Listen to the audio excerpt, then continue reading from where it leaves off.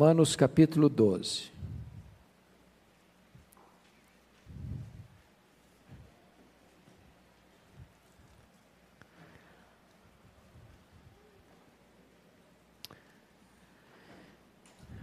Eu vou fazer esta leitura, você vai acompanhar em silêncio e depois manter sua Bíblia aberta nesta passagem. Está escrito: rogo-vos, pois, irmãos, pelas misericórdias de Deus, que apresenteis o vosso corpo por sacrifício vivo, santo e agradável a Deus, que é o vosso culto racional.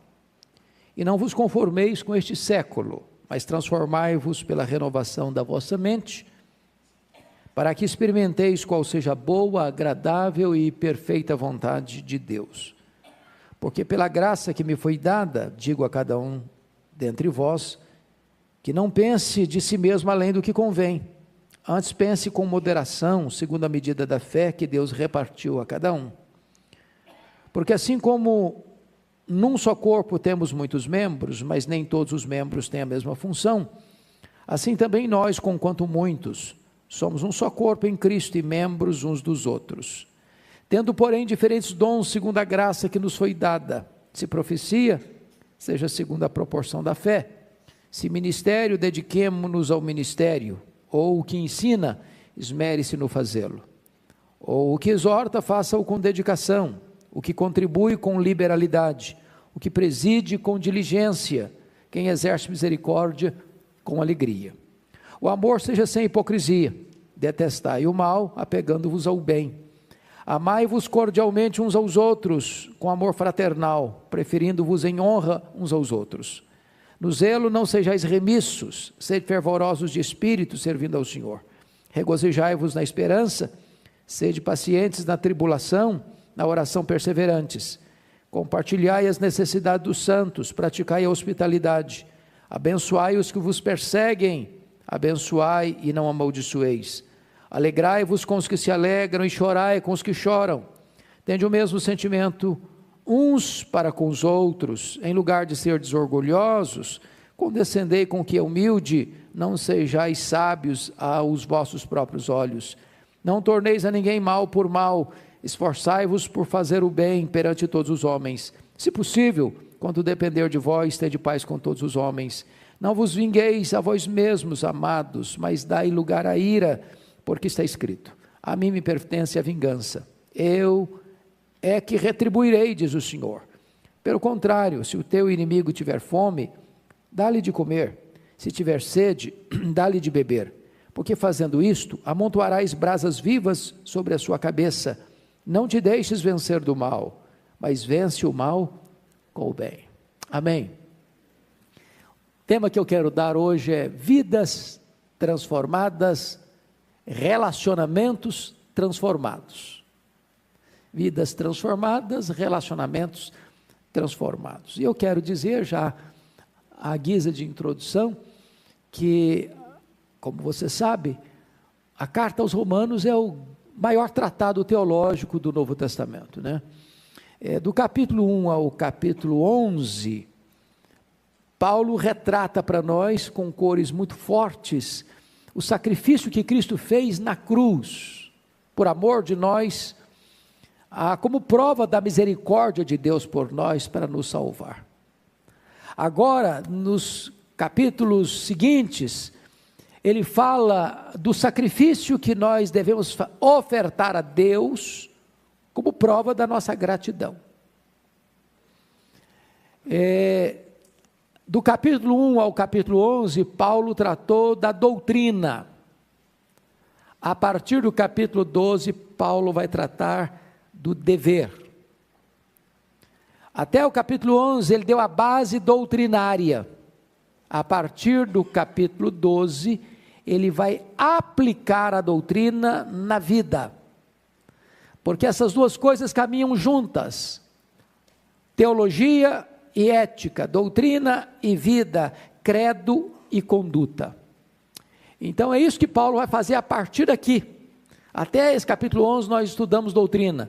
A partir de agora nós vamos estudar o que é que essa doutrina tem a ver com a minha vida prática. Como é que eu aplico essa doutrina no meu viver diário.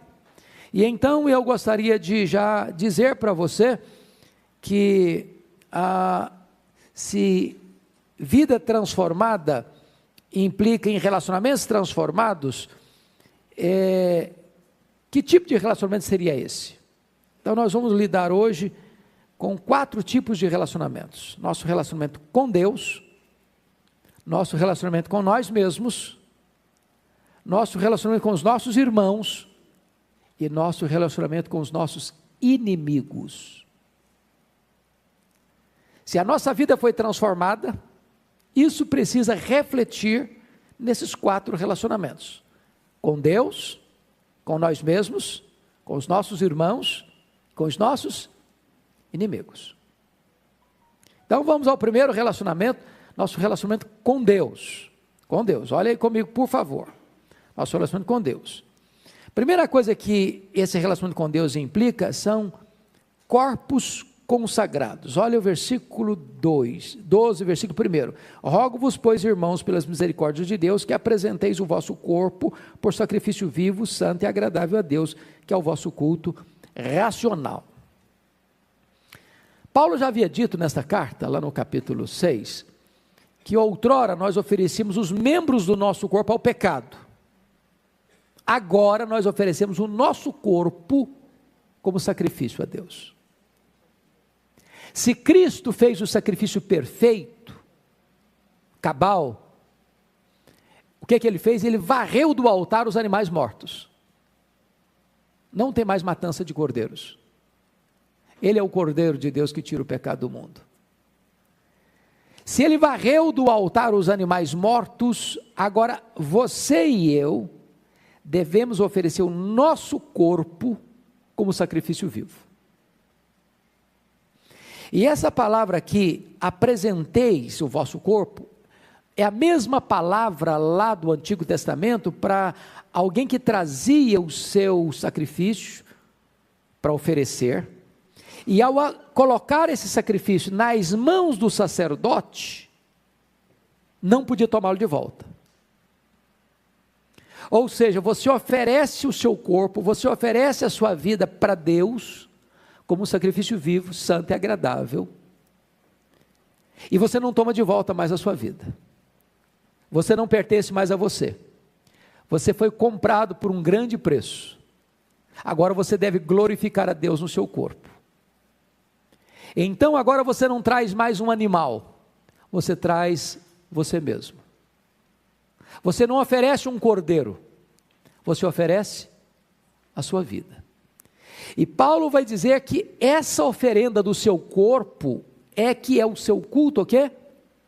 Racional. Vamos entender o que é culto racional. A palavra aqui é logique, do grego. Não é racional no sentido razão em oposição à emoção, não é isso não. Culto racional aqui traz a ideia de culto lógico.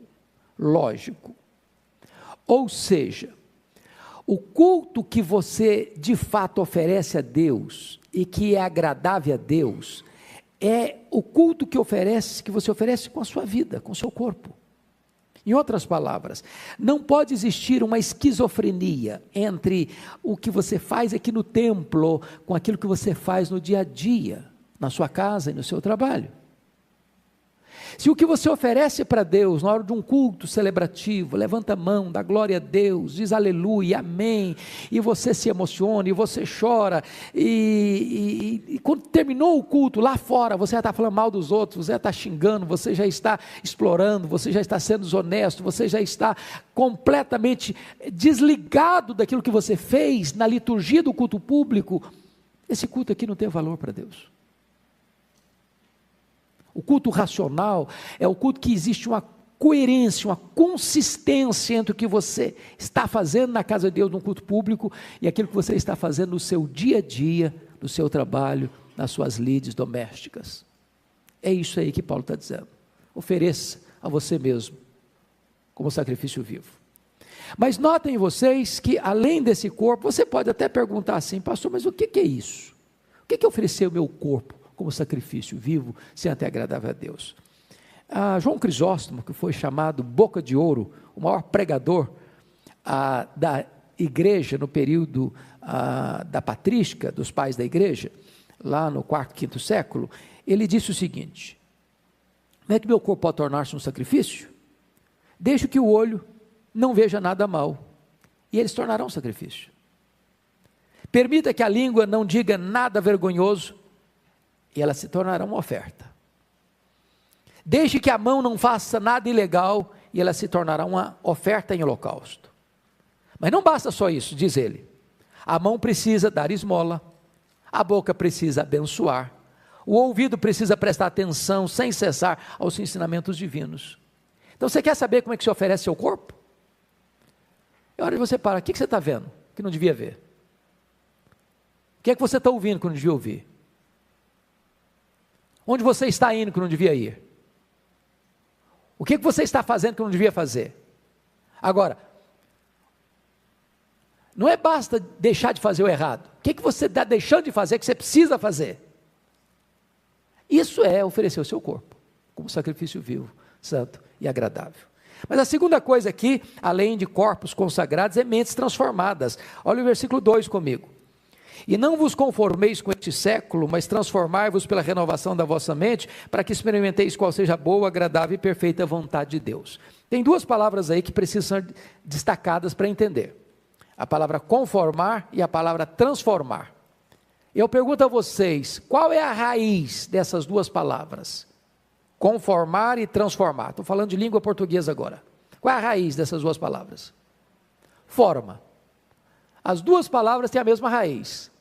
Conformar, transformar. Na língua grega tinham duas palavras para forma. A palavra esquema e a palavra morfê. A palavra esquema trata daquela forma de aparência exterior. E a palavra morfê trata daquela forma que é a essência interior. A palavra forma, esquema, é a forma que está mudando. Por exemplo, um menino acabou de nascer. É um menino, ou é uma menina. Mas com 1 ano, já não é um bebê tenro mais. Alguns já estão andando, já estão até falando. E aí, depois, com 11 anos, já entra uma fase, talvez de adolescência, que vai até os 19. Depois começa a fase de juventude, depois começa a fase adulta, depois começa a fase madura, depois vem a velhice. E cada hora essa forma está o quê? Mudando, porque a aparência exterior, isso é esquema. Agora, a palavra morfê é uma forma inalterável. Por exemplo, nasceu menino, espera-se que morra menino, não? Espera-se. Essa forma não muda. Ela é o morfê. Por exemplo, quando a Bíblia diz lá em Filipenses, capítulo 2, eu vou fazer essa pergunta para vocês agora, para ver se vocês pegaram a ideia.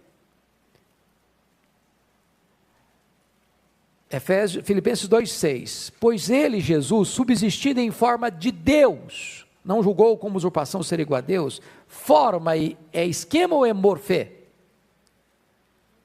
Me ajudem? Morfê, claro, parabéns. Jesus não tinha uma forma de Deus e deixou de ser Deus, ele sempre foi Deus. Antes da encarnação ele era Deus. Ao assumir uma forma humana, ele não despojou-se da sua divindade, ele continuou sendo Deus, Deus e homem ao mesmo tempo, perfeitamente homem, perfeitamente Deus. Agora vamos, feita a análise da palavra, vamos às aplicações. E não vos conformeis com este século, com este mundo. Esse mundo tem uma forma. A forma desse mundo está mudando todo dia e toda hora. O que era errado ontem é considerado certo hoje. O que era vergonhoso ontem é aplaudido hoje. Por quê? Porque a forma do mundo está mudando todo dia e toda hora. O que Paulo está dizendo é o seguinte: não bote o seu pé nessa forma do mundo. Não se amolde a este mundo. Não deixe que o mundo formate a sua cabeça. Não deixe que o mundo dite seus valores. Não permita que o mundo formate o seu jeito de pensar e de agir e de falar e de reagir. Porque esse mundo está rendido a um relativismo absoluto. É uma ética flácida e situacional, depende da hora, depende do momento, porque é a ética que nós chamamos de camaleônica. Você conhece esse animalzinho chamado de camaleão? Camaleão, para se proteger, pega a cor do ambiente. Então Paulo está dizendo o seguinte: você tem uma vida transformada, agora você tem que ter uma mente transformada. Você não pode se amoldar a esse mundo, mas aí ele usa outra palavra: não vos conformeis com este século, mas transformai-vos pela renovação da vossa mente. Agora eu vou pegar de novo para o português, para a teologia. Vocês é que vão me dizer. Olha aí, a palavra conformar, a raiz é forma. Aí a forma e é esquema ou morfê? Esquema. É a forma que está mudando. Mas transformai-vos, a palavra forma do transformar é esquema ou morfê? Morfê, porque a sua mente tem um padrão absoluto, para qual olhar, se fixar e aprender. Qual é o nosso padrão absoluto? Jesus Cristo. Você tem um padrão absoluto e o seu projeto de vida é olhar para esse padrão absoluto e sendo transformado de glória em glória até chegar à varonilidade do varão perfeito que é o Senhor Jesus Cristo. Está claro isso, irmãos? E em vez de você se render ao relativismo deste século, você olha para um padrão que é perfeito, que é absolutamente perfeito, e você vai sendo transformado pela renovação da sua mente. E aí você vai entender o que Paulo vai dizer no finalzinho aí: para que, a finalidade, para que experimenteis qual seja a boa, perfeita e agradável vontade de Deus. Eu como pastor escuto muito essa pergunta: pastor, qual é a vontade de Deus para a minha vida? Eu fico sempre confuso, eu fico tantas dúvidas com isso. O que Deus quer de mim? O que Deus espera de mim? Qual é a vontade de Deus para a minha vida? E aí você vai notar uma coisa no ensino de Paulo: conhecer a vontade de Deus não é causa, é consequência. Você passa a conhecer qual é a boa e perfeita e agradável vontade de Deus para a sua vida, na medida em que você se oferece para Deus e é transformado. Quando você está nesse processo de ser uma pessoa parecida com Jesus, automaticamente a cortina se abre, os holofotes se acendem e Deus está dizendo: pois agora você está experimentando, agora você está conhecendo qual é a boa, perfeita e agradável vontade de Deus para a sua vida. Então, o primeiro relacionamento é o relacionamento com Deus. Vamos ao segundo relacionamento agora, relacionamento com nós mesmos. Versículos 3 a 8. Olha aí comigo, a primeira coisa que o texto vai nos ensinar é que o cristão tem uma correta ou honesta avaliação de si mesmo. Versículo 3. Você pode ler o 3 comigo? Vamos lá? Porque, pela graça que me foi dada, diga a cada um dentre vós, que não pense de si mesmo além do que convém. Antes pense com moderação, segundo a medida da fé que Deus repartiu a cada um. Então, há duas coisas aí que eu chamo a sua atenção. Primeiro, há o perigo de você pensar de si mesmo além do que convém. Você encher muito a sua bola. Você encher demais o seu balão. Você fica igual um pavão. Nós chamamos isso de complexo de superioridade. Você conhece gente assim? Aquela pessoa que se encontrar com você 10 vezes no dia, ela vai fazer um elogio a ela mesma? Sempre que contar uma história, ela vai ser o herói? Ela se saiu melhor? Ela é a mais sábia, ela é a mais esperta, ela é a mais inteligente, ela é a mais rica. Tem gente que fala de riqueza que não tem. Ela tem uma necessidade de falar do que ela tem e fala até o que não tem. Ela sempre está na frente, sempre é o melhor. Aí Paulo está dizendo assim: dá uma esvaziada nessa bola. Não pense em você além do que convém, não. Isso não é bonito, não. Não se elogie, não. Não fica bem para você se autoelogiar. Sejam outros os lábios que elogiam você. Porque se você não tiver uma imagem boa, por exemplo, você chega num espelho e ele é convexo, ele distorce a imagem. O espelho tem que estar limpo, tem que estar claro, não pode estar embaçado, senão você enxerga você meio esquisito. Agora, se há um erro de você cometer esse pecado de complexo de superioridade, tem um outro perigo, é o complexo de inferioridade. Então ele diz assim: não pense cada um de vós de si mesmo, além do que convém, antes pense com moderação, segundo a medida da fé que Deus repartiu a cada um. Se eu tenho que pensar comigo mesmo, segundo a medida da fé que Deus repartiu comigo, eu não posso também me sentir o quê? Inferior. Você acha que tem esse problema ainda hoje? De gente que se olha no espelho e se rejeita?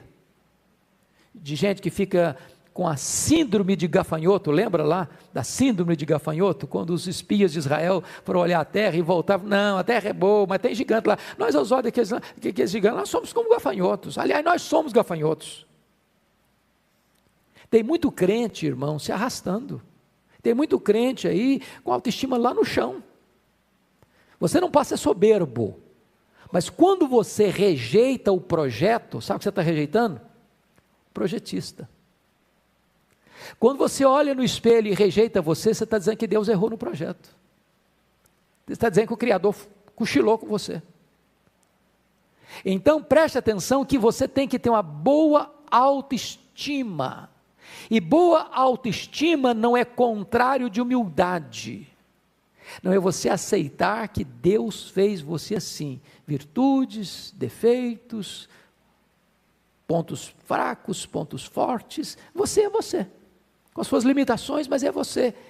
E você precisa amar você mesmo, porque se você não ama você mesmo, você não vai ser aceitado, aceitar ser amado, e não vai conseguir amar ninguém direito. Então, pense com moderação, tá bom? Cuide bem da sua autoimagem. É isso que Paulo está dizendo. Aliás, se você entender o que Cristo fez por você, você é uma pessoa maravilhosa aos olhos de Deus. O Espírito Santo habita em você. Seu nome está escrito no livro da vida. Você tem o selo de Deus sobre a sua vida. Você é propriedade exclusiva de Deus. E aí você vai melhorando a sua autoimagem. Cuidado para que isso não leve você à soberba. Bom, dito isto, ainda vamos olhar outra coisa. O cristão tem compreensão correta de seus dons espirituais. Aí vamos ver a partir do versículo 4 até o 8.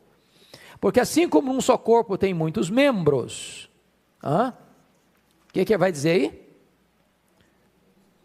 Mas nem todos os membros têm a mesma função, assim também nós, conquanto muitos, somos um só corpo em Cristo e membros uns dos outros, tendo, porém, diferentes dons, segundo a graça que nos foi dada. Então vamos parar um pouquinho aqui. Primeira coisa que Paulo está mostrando para nós aqui, é a diversidade desse corpo. Tem muitos membros. E ao mesmo tempo ele fala da unidade desse corpo, mas é um só corpo. Isso é magnífico, magnífico. Em outras palavras, eu sou um com o meu irmão. A unidade, irmãos, a unidade cristã não é construída por você e por mim. Ela existe. A Bíblia nos manda preservar, não criar. Criar quem cria é Deus.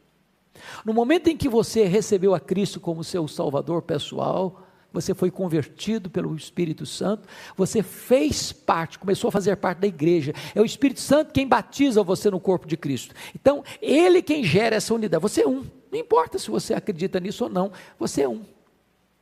Não é uma unidade denominacional, você é um não é com os presbiterianos, você é um com aqueles que creram no Senhor Jesus, sejam presbiterianos, batistas, metodistas, assembleias, não importa a bandeira denominacional, se a pessoa creu no Senhor Jesus, ela faz parte, o quê? Do corpo de Cristo. Agora, cada um de nós é um membro diferente desse corpo, é diferente desse corpo. Deus estabeleceu que uns vão ser ouvidos, outros vão ser os olhos, outros vão ser a boca, outros vão ser os pés, outros vão ser as mãos. Quem pôs você no corpo foi Deus. Então não queira ocupar o lugar do outro. É Deus quem distribui os dons. Nessa conjuntura, tem que ter muito cuidado para não ter duas atitudes lá, complexo de superioridade. Eu sou olho, eu não preciso dos pés. Porque eu também não sou olho, ouvido eu também não quero ser. Não, cuidado com isso. Deus é quem deu os dons. É Deus quem estabeleceu cada um no corpo. Nós somos diferentes uns dos outros. Com isso, a Bíblia está dizendo o seguinte: não tem desse negócio de crente autossuficiente. Não, eu sou crente, me basta a mim mesmo. Eu não preciso nem de igreja, eu fico em casa e eu, aliás, posso ouvir os pregadores que eu quiser, eu posso ficar sentado no meu sofá e assistir uma boa mensagem. Para que eu vou na igreja? Não precisa de igreja? Precisa. Eu vou lhes dizer por quê. Primeiro, vamos pegar a ideia do corpo e membros. Tem um só corpo, muitos membros. Esse braço aqui é muito bom, mas se eu cortá-lo do corpo, o que acontece com ele? Ele morre, fica inútil. Vamos pensar em outra figura, da videira. Eu sou a videira verdadeira, meu pai é agricultor, vós sois os ramos. Você pega a ideia de uma parreira de uva. O galho produz uva, o ramo. Se você vai e corta do tronco, o que acontece com ele? Ele morre, seca. Tem vida nele mesmo. Vamos pensar no rebanho. O que é um rebanho? É um monte de ovelhas, sob os cuidados de um pastor. Uma ovelha foge do rebanho, o que acontece com ela? Se torna presa fácil. Ela não se protege. Vamos pensar num braseiro. Você pega uma brasa, tira do braseiro. O que acontece com essa brasa que ficou longe do braseiro? Se cobre de cinza e se apaga. Então esse negócio de desigrejado não existe. Crente é membro do corpo. E é preciso que ele funcione no corpo e não isoladamente. Agora, notem vocês no versículo 5 que existe a ideia de mutualidade e membros uns dos outros. Se eu sou membro um do outro, olha que coisa maravilhosa. Pense comigo no nosso corpo.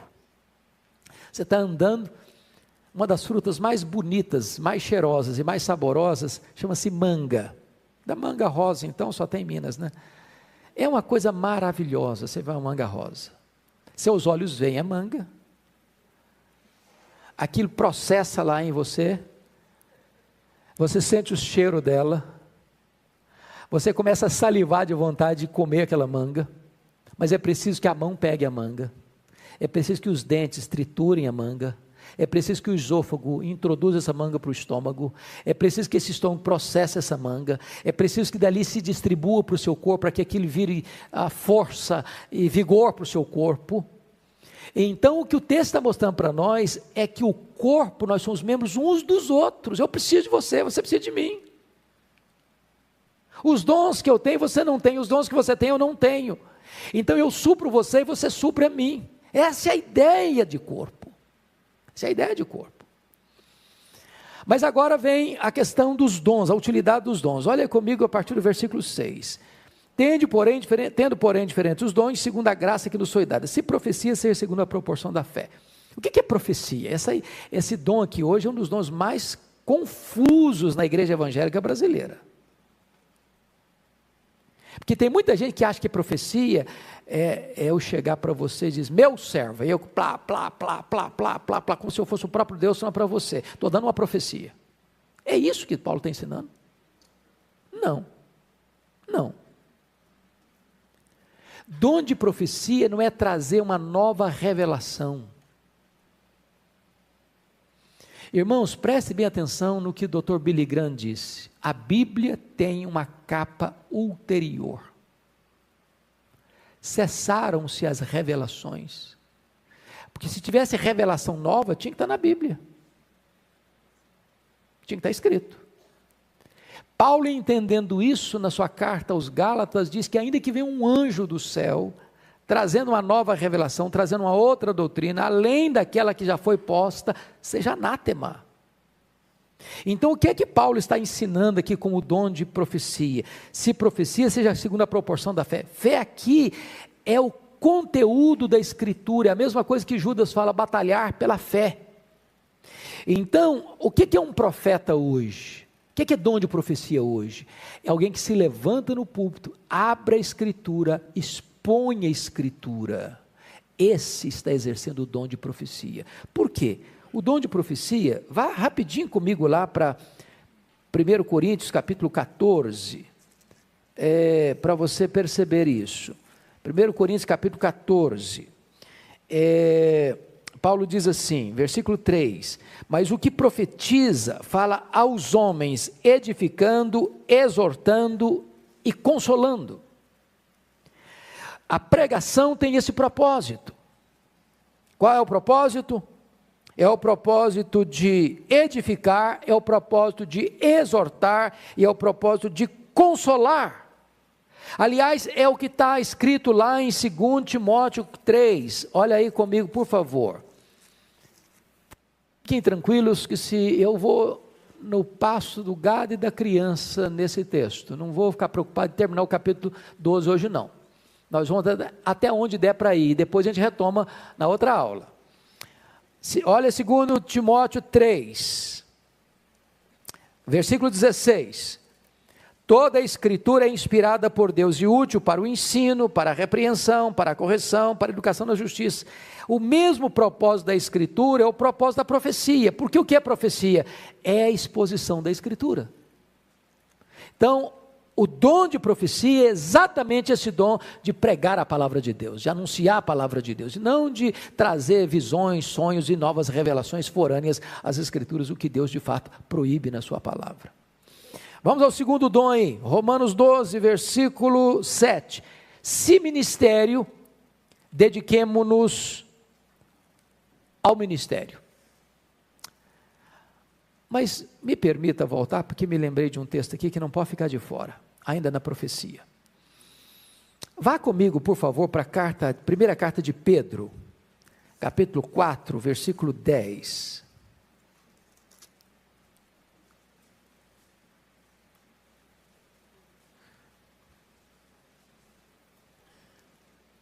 O texto que eu quero usar, é porque já está falando dos dons aqui, mas eu quero usar o versículo 11, 4:11. Você pode ler o 4:11 comigo? Vamos lá? 1 de Pedro 4:11, vamos juntos? Se alguém fala, fale de acordo com os oráculos de Deus. Se alguém serve, faça-o na força que Deus supre, para que em todas as coisas seja Deus glorificado por meio de Jesus Cristo, a quem pertence a glória e o domínio pelos séculos dos séculos. Chama a sua atenção para essa frase. Se alguém fala, fale de acordo com os oráculos de Deus. Em outras palavras, é por isso que a Bíblia diz o seguinte: quando alguém se levantar para pregar, para profetizar, os outros julguem. Julga como assim? É ser um crente beriano. Não importa se é o pastor Arival, se é o pastor Hernandes, se é o pastor José, o Antônio, o Manuel, não importa quem sobe ao púlpito aqui. Quando eu estou pregando, cabe a vocês a responsabilidade de estar com a Bíblia aberta. E perguntando assim, o pastor está sendo fiel? É isso que a Bíblia está dizendo. Ele está expondo a palavra de Deus. Porque esse é o papel do pregador. Fale de acordo com os oráculos de Deus. Ele não pode falar o que ele pensa, o que ele acha, o que ele gosta, o que está na moda. Ele tem que expor a palavra de Deus. Está claro isso? Ok. Então vamos agora para Romanos 12, 7. Olha aí comigo, por gentileza. Se ministério, o que é que ele diz? Se ministério, dediquemo-nos ao ministério. A palavra ministério aqui é diaconia, é o dom de serviço. Meus irmãos, tem pessoas que têm esse dom. Preste atenção nisso. Nós temos os nossos diáconos que são eleitos e ordenados para esse ofício. Mas é claro que o dom de serviço não se restringe apenas aos diáconos ordenados. Isso é um dom espiritual. Sabe aquela pessoa que ela chega no ambiente e ela não espera ninguém pedir ou mandar, ela já vai tomando iniciativa para servir? Ela tem o dom espiritual de serviço. Então, se você tem esse dom, dedique-se a ele. Dedique-se a ele. Jesus foi um servo. Para você ter uma ideia, até os políticos deviam entender isso. Está escrito lá em Romanos 13, que as autoridades políticas são ministros de Deus, e a palavra lá é diácono. Ou seja, os nossos representantes políticos são servidores do povo, em vez de se servirem do povo. É o que Deus ensina na sua palavra. É um diácono. Terceiro dom, olha aí comigo, versículo 7. Ou o que ensina, esmere-se no fazê-lo. O dom de ensino é aquela pessoa que tem esse dom, ele tem uma obrigação, se esmerar. O que é se esmerar? Se dedicar, se empenhar. Ele é um estudioso. Ninguém pode, não, eu tenho o dom de ensino, mas é um cara preguiçoso.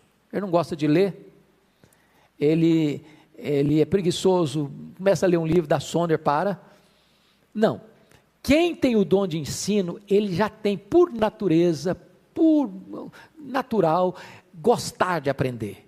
Porque se você não aprende, você não ensina. Quem cessa de aprender, cessa de ensinar.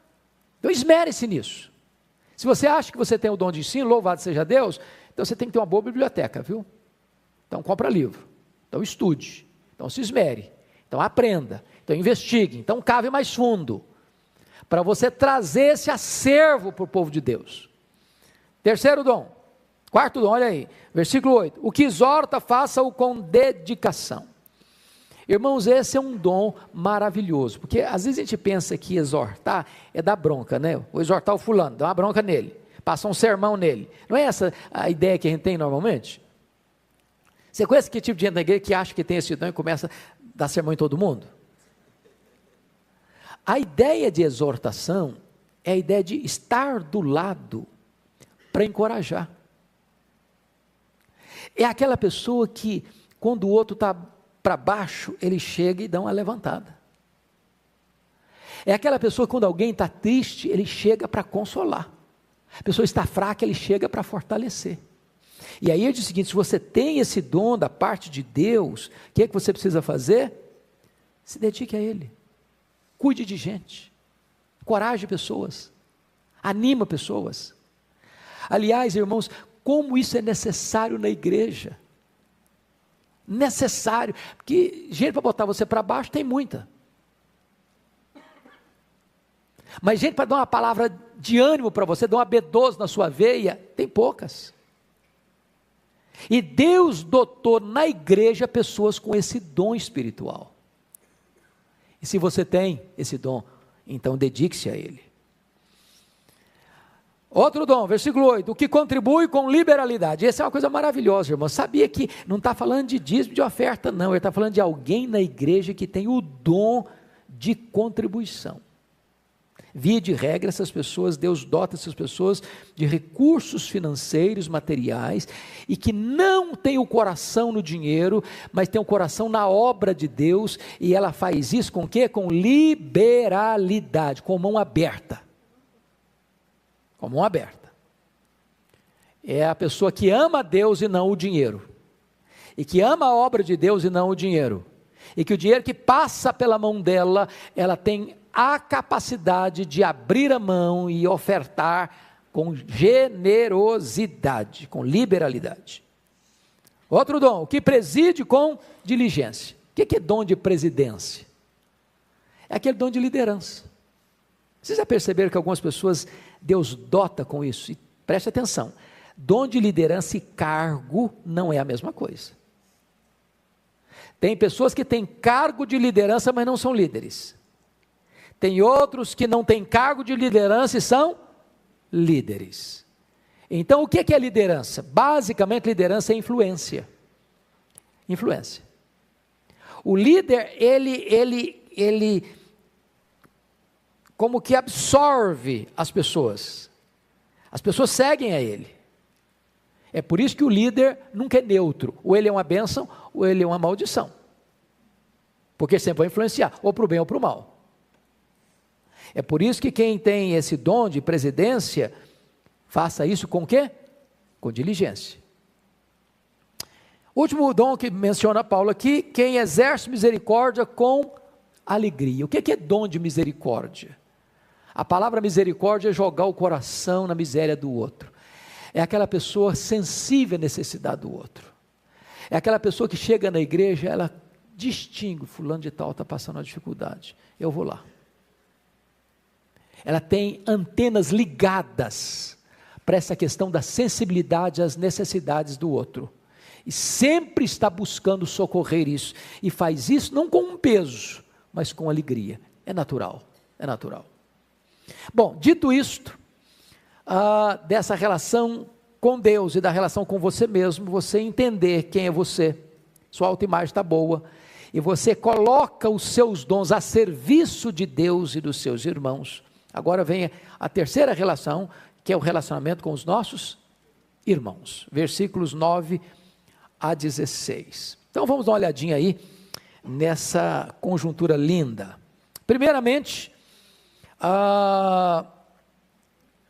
este amor deve ter alguns ingredientes. Primeiro, o amor seja sem hipocrisia.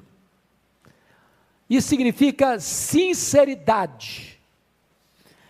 A palavra hipocrisia vem de uma palavra grega que significa ator. O que é um ator? É alguém que exerce um papel diferente da sua vida real. Ele se veste com outra pessoa, ele assimila a voz da outra pessoa, ele se coloca no lugar da outra pessoa e age como se outra pessoa fosse. Então, ele é o ator.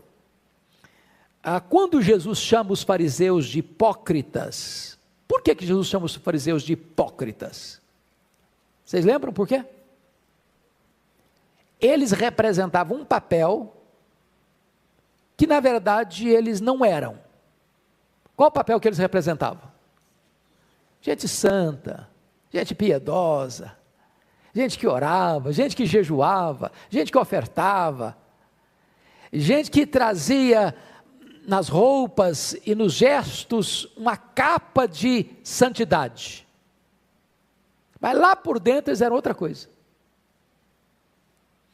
O que Paulo está dizendo é o seguinte, que o amor não pode ser hipócrita. O que é um amor hipócrita? É quando eu chego para vocês, irmão, eu te amo tanto. Lá por dentro eu falei, esse cara não vale nada.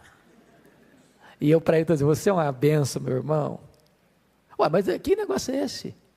Quando a minha boca fala algo que o meu coração não está sentindo, eu estou sendo o quê? Um hipócrita. Um hipócrita. Então não fala para ninguém que você ama se você não ama. Sabe por quê? Porque a pessoa não sabe, mas Deus vê. Deus vê. Mas essa palavra, o amor seja sem hipocrisia, que é sincero, o amor tem que ser sincero, tinha um outro contexto na língua oriental. A palavra sincero vem do latim, que significa sem cera. E lá no Oriente Médio, você sabe que tem muitos vasos, aliás, a produção de vasos lá é uma coisa maravilhosa, você fica encantado com os vasos de cera. E às vezes nessa fábrica de vasos, alguns deles saíam rachados, não tinha utilidade nenhuma, não tinha valor nenhum, tinham que ser descartados. Mas e as pessoas compravam esses vasos rachados, trincados, e cobriam essas trincas de cera, e enganavam o comprador. E aí quando a pessoa ia comprar um vaso, você perguntava, eu quero um vaso sem cera. E daí vem a palavra sincero. Sincero significa, eu não coloquei cera na trinca, na rachadura. Ou seja, eu estou falando o que é fato, eu não estou escondendo as rachaduras do meu caráter nas minhas belas palavras. O amor precisa ser o quê? Sincero. Então, o amor seja sem hipocrisia. Segunda coisa aí, além da sinceridade, é o discernimento. Detestai o mal, apegando-vos ao bem. Então você percebe que o crente, ele odeia e ama ao mesmo tempo, com a mesma intensidade. Ele odeia o mal e ama o bem. Mas para você odiar o mal e amar o bem, você precisa de quê? De discernimento. Porque se a gente não tiver discernimento, a gente acaba amando o mal e odiando o bem. Se a gente não tiver discernimento, a gente acaba amando o que não precisa amar e odiando o que precisa acolher. Então Paulo diz que na vida espiritual nós temos que ter o quê? Discernimento. Terceiro, afeição. Olha o verso 10 comigo. Amai-vos cordialmente uns aos outros com amor fraternal. Irmãos, tem duas palavras aí que importantíssimas. Amar cordialmente e amor fraternal. A palavra amar cordialmente traz a ideia aí do amor storge. Amor storge é o amor de família, é o amor que pai tem para o filho. Já essa palavra amor fraternal é filadelfia, é amor de irmão. O que eu chamo a sua atenção aqui é que nós devemos amar os irmãos na fé, os nossos irmãos na igreja, com o mesmo amor com que nós amamos os membros da nossa família de sangue. Família de sangue é perfeita? Você ama seu irmão, sua irmã, seu pai, sua mãe, porque eles são 10? Só por isso que você ama? Você acha que o seu pai tem defeito, que a sua mãe tem defeito? Você acha que o seu marido tem defeito, que a sua mulher tem defeito? Você acha que seus filhos têm defeitos? Bom, se você falar que eles são 100% perfeitos, então eles são anjos entre nós, não são filhos de Adão, acho que é, né? Agora, você deixa de amar seu pai, sua mãe, seu filho, sua filha, porque eles têm defeitos? Não. Porque você tem um vínculo com eles de sangue. Eles são sua família, são seu sangue, são sua carne. Paulo está dizendo que nós devemos amar uns aos outros da mesma maneira, como se irmãos de sangue fossem, como se membros da nossa família de sangue fossem. É com essa força que Paulo está dizendo aí. Mas que mais aí? Além de afeição, honra. Olha aí, preferindo-vos em honra uns aos outros. Bom, isso é complicado, não é não? O que é preferir, gente? Preferir é o seguinte: duas pessoas vão ser honradas aqui hoje. Uma pessoa vai ser honrada aqui hoje. Ou você ou eu. Qual é a postura que um crente toma? Não, mas eu preciso honrar primeiro, irmãos. Vocês não estão percebendo que eu tenho que ser primeiro? Não, você primeiro. Eu prefiro você. Eu dou a vez para você. Mas eu não falo isso querendo outra coisa, não. Porque é fácil você, na hora de uma disputa, não, tudo bem, fica você, mas lá por dentro, eu queria que fosse eu. Ai, puxa vida, o cara aceitou a proposta e acabou pulando na minha frente. Tem dois bifes, um grande e um pequeno, qual que você pega? Aí eu vou pegar o grande, porque você ia desejar que o grande fosse meu mesmo, então você pega o grande. Preferir em honra não é isso, é você dar ao outro a honra, abrindo mão de você. Meu irmão, só a graça faz isso. Só a graça faz isso. Que mais? Entusiasmo, olha o versículo 11. No zelo não sejais remissos. A palavra remisso, quem me dá um sinônimo de remisso? Vocês são bons de português aí. Remisso. No zelo não sejais remisso. Remisso é a ideia de lerdo, devagar. No zelo não sejais lerdos. Sede fervorosos de espírito, servindo ao Senhor. O que Paulo está ensinando para nós aí é a questão do entusiasmo. O irmãos não pode ter um crente apático, apagando, desanimado. Não, hoje vai chover, não, hoje está calor, não, hoje o frio chegou, não dá para ir, porque eu estou cansado, porque eu trabalhei muito, essa semana foi difícil, e toda hora que você pede alguma coisa, o cara, não dá, porque eu tenho outra coisa para fazer, está desanimado. O cara bota um desânimo total na testa dele. Aí Paulo disse que não, no zelo você tem que ser animado, você tem que ser fervoroso de espírito, você tem que servir o Senhor desse jeito.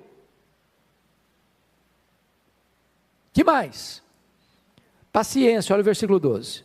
Regozijai-vos na esperança, sede paciência na tribulação, na oração, perseverantes. Meus irmãos, deixa eu dizer uma coisa para você. O que é esperança, hein? É aqui que não chegou ainda, que você está esperando que chegue. Aquela promoção, aquela melhoria no seu salário, aquela conquista, aquele negócio, aquela coisa que você tanto aguarda, você tem que esperar de que maneira? Se regozije na esperança. Mas agora vamos falar da esperança espiritual.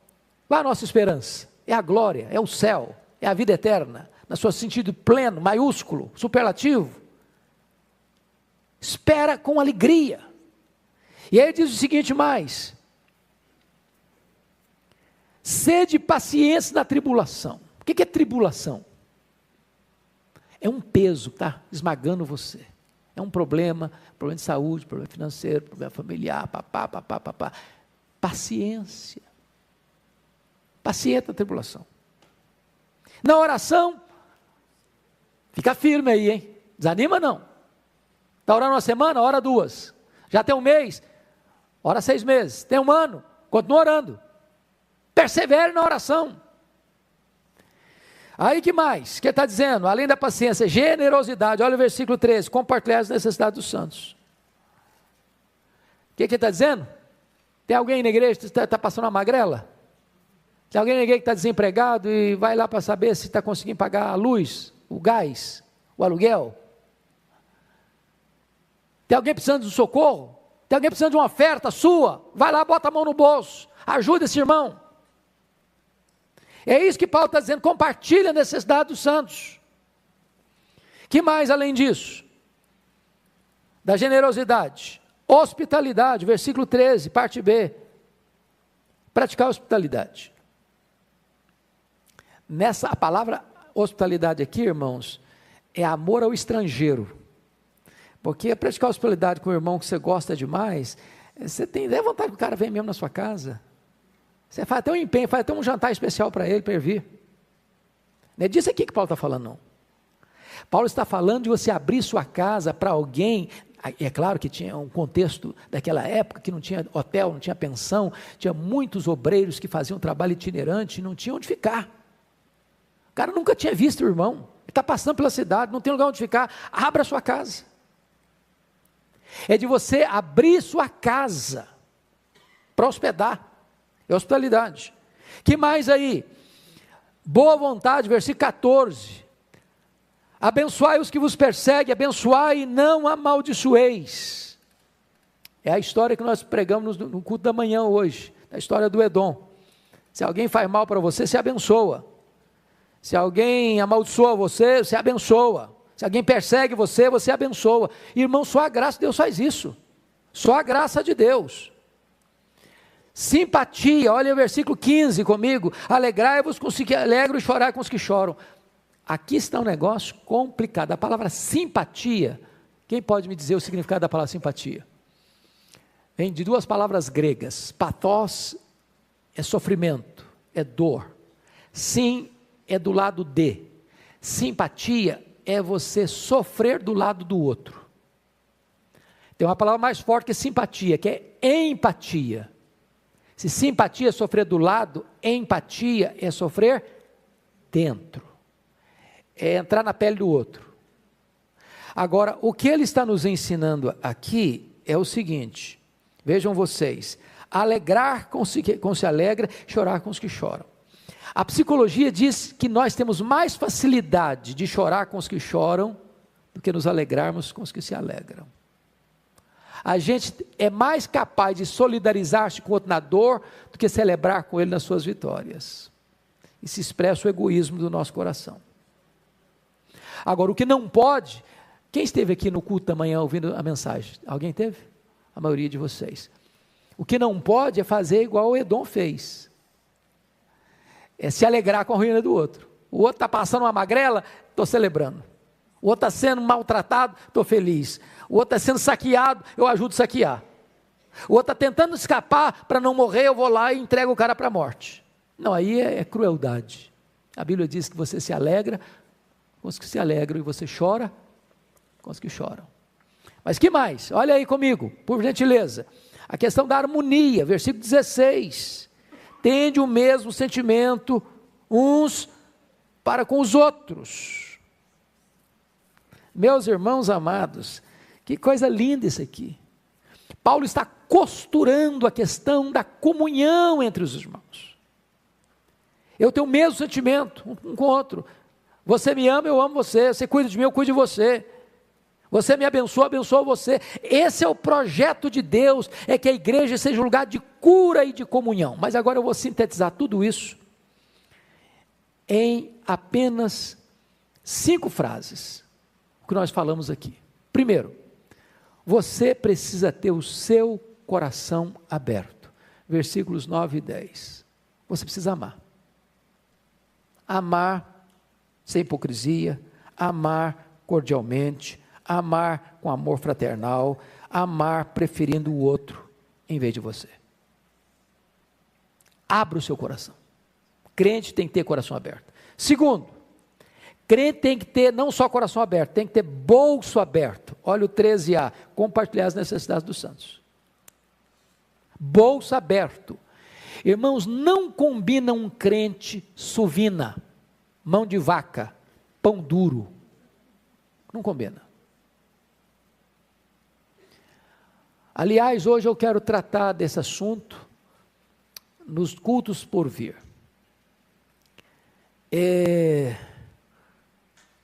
A bênção de você ter o bolso aberto. A alma generosa, diz a Bíblia, faz o quê? Prosperará. Mas aquele que retém mais do que é legítimo, isso é pura perda. A Bíblia diz que se você semeia, você colhe. Quem semeia muito, colhe muito. Via de regra, quando você dá uma oferta para alguém, sem esperar retorno, não é barganha, não é negócio, você recebe muito mais. Mas recebe muito mais. Não só de bênçãos espirituais, até de bênçãos materiais. Porque a Bíblia diz que quem dá ao pobre, a Deus empresta. E Deus não fica em dívida com ninguém. O bem que você faz recai sobre a sua própria cabeça. Então preste atenção nisso. A Bíblia diz que onde estiver o nosso tesouro, aí estará também o nosso coração. Se você não aprendeu a bênção da generosidade, façam a prova disso. Pense aí essa semana, meu Deus, a quem que eu preciso dar uma oferta essa semana? Faça uma experiência, comece, e você vai ver que revolução vai ter na sua vida espiritual. Então, coração aberto. Segundo lugar, bolso aberto. Terceiro, casa aberta. Versículo 13b diz, praticar hospitalidade. Então, deixa eu dizer para você, eu fico preocupado às vezes com algumas coisas que eu vejo no Brasil afora. Às vezes a pessoa faz uma casa tão bonita, mas tão bonita, e o sofá está tão bonito, e a mesa está tão bonita, e as coisas são tão bonitas, e o tapete é tão bonito, que a pessoa não quer que ninguém entre. É bonito demais para uma pessoa pisar. De jeito nenhum, o negócio tem que... Parece ser um negócio bibelosinho. Para que você tem sua casa? Não pode tocar, não pode encostar, não pode mexer, não pode pisar, não pode nada. É só para ver, é só para tirar fotografia. É só para impressionar os outros. Não é a casa que vai me servir, eu que vou servir a casa. Não vou receber ninguém em casa que vai bagunçar. Paciência, gente. Não faça da sua casa um ídolo. Não faça dos seus móveis um ídolo. Não faça da arrumação da sua casa um ídolo. Praticar a hospitalidade, casa aberta. Quarto lugar, devemos ter lábios abertos. Olha o versículo 14. Abençoai os que vos perseguem, abençoai e não amaldiçoeis. Irmãos amados, olha que coisa, a pessoa está falando mal de você, você fala bem dela, a pessoa faz mal para você, você faz bem para ela. Quem vence você desse jeito? Você já é vitorioso. Você desarticula a pessoa. Mas finalmente, você precisa ter coração aberto, bolsa aberto, casa aberta, lábios abertos, mas você precisa ter alma aberta. Versículos 15 e 16. Alegrai-vos com os que se alegram, chorai com os que choram, tende o mesmo sentimento uns para com os outros. Então Paulo está ensinando aí como é que você lida com os seus irmãos. Mas já que vai dar para terminar, nós temos aí 10 minutos ainda, relacionamento com os nossos inimigos. Vimos com Deus, vimos com nós mesmos, vimos com os irmãos, com os inimigos. Versículos 17 a 21. Primeira coisa, versículo 17, não devemos retaliar.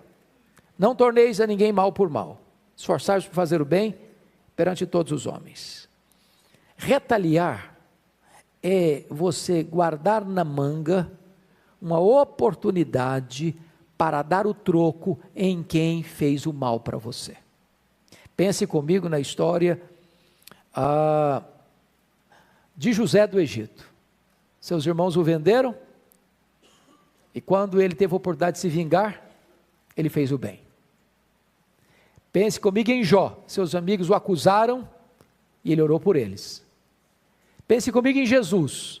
Foi pregado na cruz, e ora pelos seus algozes. Pai, perdoa-lhes, porque não sabem o que fazem. Pense comigo em Estevão. Está sendo apedrejado, e ele ora: Senhor Jesus, não impute a eles esse pecado. Não retalie. Segundo, não devemos criar conflitos desnecessários. Olha o versículo 18. Se possível, quando depender de vós, tende paz com todos os homens. Ou seja, não seja um encrenqueiro, não seja um criador de problema. Você conhece gente que onde chega o ambiente transtorna? Eles sempre jogam uma pessoa contra a outra, eles sempre criam um entreveiro, eles sempre criam uma discussão desnecessária, eles sempre geram uma briga desnecessária. Quanto depender de vós, tende paz com todos os homens. É claro que tem hora que você não pode sacrificar a paz, você não pode sacrificar a justiça e a verdade por causa da paz. Não é paz a qualquer custo. Mas você não deva ser o provocador da contenda. É o que Paulo está ensinando. Terceiro princípio. Não devemos vingar-nos das pessoas que nos fazem mal. Versículo 19. Não vos vingueis a vós mesmos, amados, mas dai lugar à ira, porque está escrito: a mim me pertence a vingança. Eu é que retribuirei, diz o Senhor. Então preste atenção nisso. O nosso papel não é dar o troco, não é vingar, não é devolver o mal com o mal. Vingança não é conosco. Esse ato da vingança pertence a Deus. É uma apropriação indébita minha querer me vingar. Eu não posso fazer justiça com as minhas mãos. Eu tenho que entregar para Deus. Lembra o que Paulo disse lá em 2 Timóteo, capítulo 4, sobre aquele indivíduo chamado Alexandre Latueiro? Alexandre Latueiro causou-me muitos males. O Senhor lhe dará paga. Eu não. Meu papel é perdoar. Meu papel é entregar nas mãos de Deus. Deus sabe fazer, eu não sei. Então, não exercer vingança. Quarto, penúltimo lugar, não devemos guardar mágoa, mas perdoar. Olha o versículo 20. Pelo contrário, se o teu inimigo tiver fome, dá-lhe de comer. Se tiver sede, dá-lhe de beber. Porque fazendo isso, amontoarás brasas vivas sobre a sua cabeça. Agora, preste atenção, irmãos. Preste atenção, que não basta só não guardar mágoa. Não basta só não fazer o mal a quem faz o mal para você. O texto está no aspecto positivo. Pelo contrário, se o teu inimigo tiver fome, dá-lhe de comer. Se tiver sede, dá-lhe de beber. Porque fazendo isto, ou seja, não basta vocês, não, o cara me fez mal, eu vou cruzar os braços, não vou desejar mal para ele, não vou fazer mal para ele e tal. Bastou isso? Não.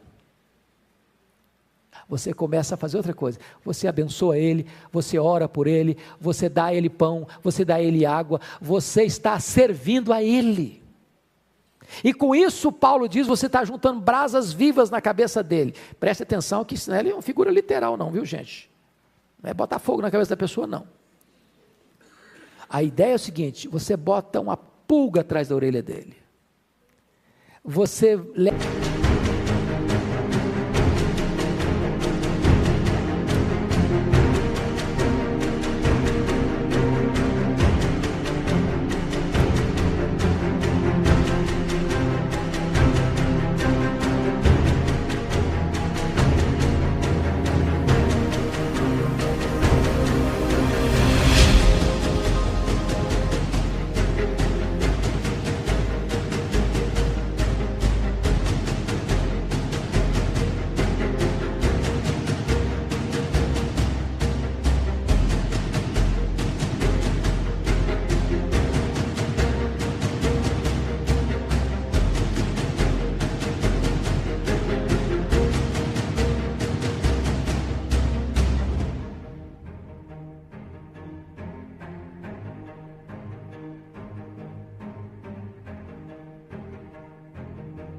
leva essa pessoa a ficar a pensar, por que eu fiz o mal para ele? Eu estou falando mal dele, ele está me abençoando, ele está me servindo. O que está acontecendo? Que poder é esse? O que tem que essa pessoa faz isso? Qual a motivação dessa pessoa? O que está por trás? E ela então é incomodada espiritualmente a repensar a vida dela. Porque você está devolvendo o mal com o bem. Finalmente, como é que você lida com o seu inimigo? Quinto lugar, não devemos ser derrotados pelo mal, mas devemos vencer o mal com o bem. Verso 21, pode ler comigo toda a igreja?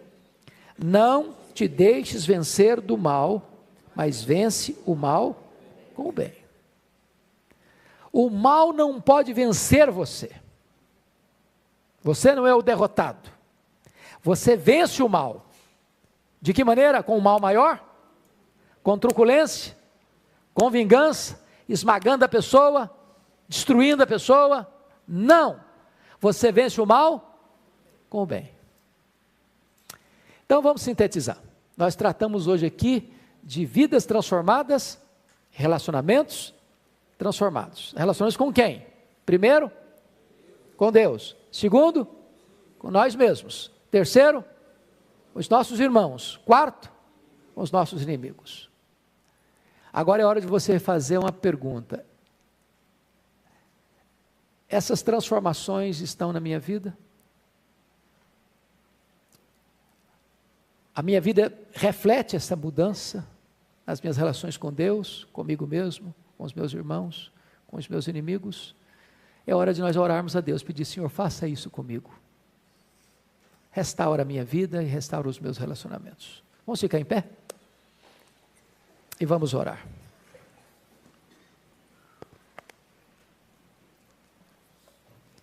Senhor Deus, nós te agradecemos nesta manhã, pelo privilégio de estudarmos a Tua Palavra. Nós te agradecemos porque um dia fomos alcançados por Tua graça. Estávamos mortos e recebemos vida.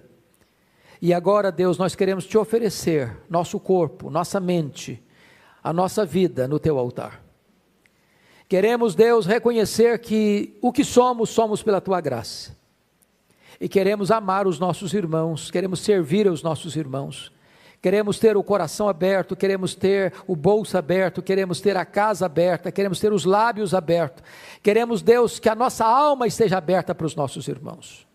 E nos ajude, meu Deus, a não pagarmos o mal com o mal. Ajude-nos, Deus, a devolver o mal que recebemos com o bem. Ajuda-nos a vencer o mal com o bem. E que desta forma a Tua igreja possa ser fortalecida, edificada e reanimada na Tua graça para viver uma vida digna do Teu nome. Em nome de Jesus oramos. Amém.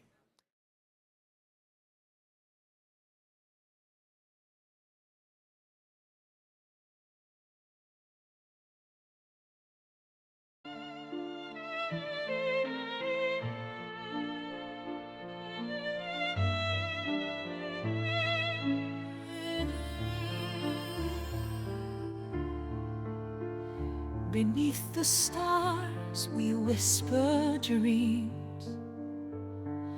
A violin plays soft, it seems. The night unfolds its velvet wings. We dance on air like fancy things. A crescendo builds with every beat. Our hearts, they dance in perfect heat. The world is ours in silent screams. We're floating high on whispering dreams. Together we are one sweet song. The night won't be too late, too long. Our melody will carry on in every note where we belong. The orchestra, it swells to life. The strings, they cut the dark like a knife. Your voice an echo in my soul. verse we find